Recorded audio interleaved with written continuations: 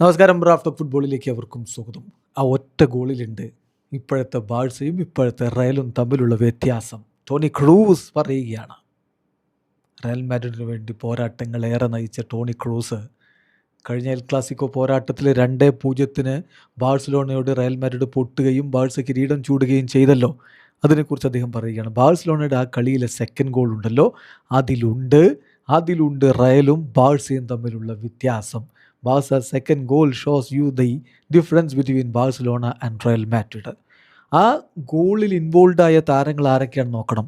Dani Olmo, Ferran, ഇവർ ബാഴ്സയുടെ എല്ലാ കളികളിലും start ചെയ്യുന്നവരല്ല. എന്നിട്ടും കളിക്കാൻ ഇറങ്ങുമ്പോൾ അങ്ങനെയുള്ള നീക്കങ്ങൾ നടത്തുന്നു.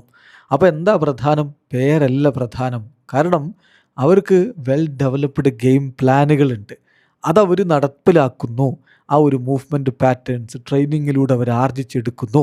അത് കൃത്യമായിട്ട് ബാഴ്സലോണ കളിക്കളത്തിൽ കളിച്ച് കാണിക്കുന്നു. അവിടെയാണ് ബാഴ്സയും റയലും തമ്മിലുള്ള ഇപ്പോഴത്തെ വ്യത്യാസമെന്ന് ടോണി ക്രൂസ് സുവ്യക്തമായി പറയുന്നു.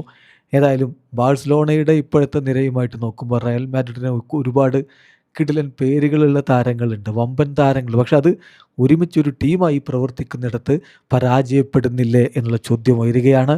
എന്തു പരിഹാരം ഹോസെ മൊറീഞ്ഞോ വരുമോ എന്നുള്ള ചോദ്യമുണ്ട്. ഹോസെ മൊറീഞ്ഞോ വന്നാൽ തന്നെ ഈ സ്ക്വാഡ് വെച്ചിട്ട് പ്രശ്നങ്ങൾ പരിഹരിക്കാൻ പറ്റുമോ? Just wait and see. Video അവസാനിക്കുന്നു. ഫുട്ബോൾ ലോകത്ത് കൂടുതൽ വിശേഷങ്ങളുമായി റാഫ്റ്റോക്സ് എത്താം.